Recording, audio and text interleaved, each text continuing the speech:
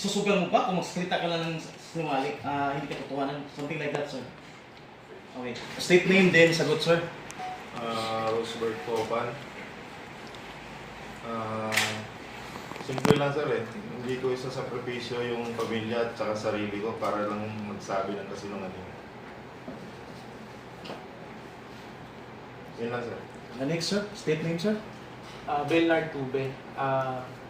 Yung katotohanan po ay nagsasabi po kami na totoo, pero hindi namin sasakripisyo yung pamilya namin kung hindi ito totoo. Yes, sir. Yes, sir. Cecilio Lardel Jr. po. Yung ano namin, totoo ano sinasabi namin. Pagdating sa pamilya namin, siguro hindi naman kami mag-sacrifice ng ito. Ang sasabihin namin na hindi katotohanan, siyempre mapahamak din yung pamilya namin. Ganun po. Family na po yung yung 90 plus na ako. Sinabi ni Tapo. Pero kay boss, nasa 30 plus sa isang araw. Kaya 30 plus yun kasi hati-hati. Security, yung sinasabi na maghahatid ng basura, tsaka may ipapang transaction na paisa-isa lang yung dinadala sa mga ibang congressman. Sir, ano po? Sir, pong reaction nyo na kakasuhan daw po ni Trillanes yung 18 Maris na naglabas po ng ano ngayon, issue ng mali-maleta. Kahit sino po sa inyo sir sumagot po. Unang-una sir, siyempre madismaya ka kasi naglalahad din ng katotohanan talaga. Tapos bigla nang darating yung nakakasuhan ka. Pero na-expect naman namin yan, ganyan talaga mangyayari. Pa rin kami, ituloy pa rin namin kung anong dadatnan. Sir, follow up ko lang sir. Sa dami ng mga nagkakaso sa inyo ngayon, and for sure meron pang mga parating na mga kaso na ipa-file sa inyo. So, for me parang tuloy na ba ito ba kahit anong gagawin nilang intimidation, pressure, whatsoever, threat, wala na ba pong recantation to? Tuloy na kahit hanggang dulo. Yes po. Sir, tanong ko lang po, si Trillanes, hindi ko ba siya nakatanggap? Nakatanggap po yan. Kasi lagi friend ko yan siya sa Taon na sa meeting. Tapos meron ding isa sa kasamahan namin po, yung ilang po nakasama, na mismo sa bahay po niya inatid yung Saan po yung bahay niya, sir? Hindi pa namin yung kasama namin sana makakasagot kaso inano niya yung family niya. Yeah, may sagot sa kanina. Natipuno. Next. So walang sa inyo kahit isa sa inyo na personal talaga na kilala si Trillanes. Kailan po? si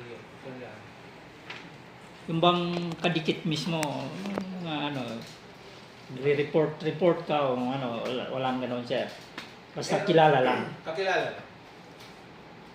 You mean close? Oh, yun. Ang ibig ko sabihin. Any question? Kay Laila de Lima daw, hindi daw siya congressman noon, tsaka nakakulong daw siya nung panahon na sinasabi ninyo na tumanggap siya ng pera. Paano namin siya nakita, sir, sa Kaunas kung nakakulong pa siya? Pagkalabasata niya yan sir. Kalabas niya. Pagkalabas niya. Then, yung ongoing nga yung hearing sa quad ko nga yun sir, na nandun nga si Kwan FPRRD nun, di ba? FPRRD, si Trillanes. Tapos may father ata yun na tapos si Trillanes. Congressman ba si Laila noon? Hindi pa po ata eh. So witness siya. Parang gano'n na. So pwedeng yung pera ay bayad bilang witness. Siguro sir, kasi before nun, tsaka after, nakita na namin siya sa akin eh. Taon na sa Rosa. May affidavit kayo doon sir sa Quadcom na yun na nandoon si PRRD. Sabi namin ko na. Wala po, pero yun yung naalala namin. So, kaya niyong i-prove, sir, na tumanggap talaga si Dilima? Oo, sir, kasi nakita na. Nakita namin. Okay.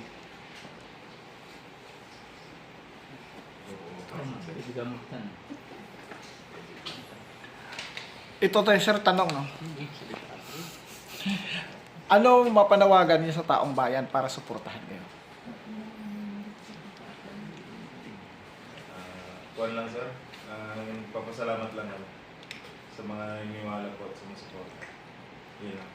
Sige po, ano kayo, i-buhos ninyo yung ano para makarating sa ating mga kababayan yung hinaing ninyo na matapos na ito, matulukan na ito. Dahil sabi sa kabila, tanging taong bayan na lang yung inaasahan nila. So sige po, ipanawagan po ninyo. Nanawagan po kami sa taong bayan na suportahan kami na yung sinasabi namin is totoo at katotohanan lamang. Yun po, sana suportahan niyo po lahat. Isa-isa para Kayo po sir. Sana sa ending na yan guys, ganyan tanong. Sir, tanong ko lang po, kasi panood ko yung, yung interview ni Jessica Soho sa inyo. Totoo ba na may senador na nakatanggap din ng pera? Yes, rapid-rapid. Nasa affidavit po. So, pwedeng malaman kung ilan na senador ang possible. Nasa affidavit sir, hindi Sir, natin maalala ko ilan Ah. sila. Anim. Pero, Sobra. so meron po talaga. Yes. So ano yung criteria para makatanggap ang isang Senado? Out of the 24, bakit di man lang nakatanggap? Bakit yung iba hindi tumatanggap? Hindi namin yun sir, basta ang alam namin, para doon, hatid namin. Yun lang ang kuwan namin sir eh. Ang EA kasi ang kuwan sir eh. Pag-communicate sa kanila, then kami, sabihin na, hatid natin to doon kay Senator Juan. Kung ano lang ang sinasabi ni Congressman. Yes sir, at saka ng EA sir. Sa affidavit ninyo, si Erwin Tulfo nandun, naka-receive siya ng pera nung siya ay congressman tsaka nung senator din siya. Ano kayang kapalit nun?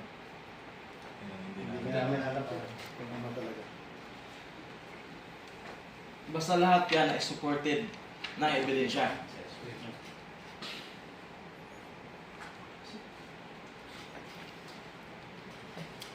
Sige, guys, kayo. wala natin. Huwag yung ending question Sa ending na yun. Sir, kapag nagde-deliver po kayo ng pera, sino po yung mga nag-receive ng mga pera? Meron mo bang yung tao na talagang diretso na inaabot niya yung pera? Meron pong executive nila na nagre-receive, meron din sila na mismo yung So, nasa affidavit nyo rin po, hindi nyo pwedeng sabihin. yes. So kanina may binanggit na pangalan Mark at saka sino ba yung isa? Paul. So kilala ninyo yung tao na yan. Yes, yes po.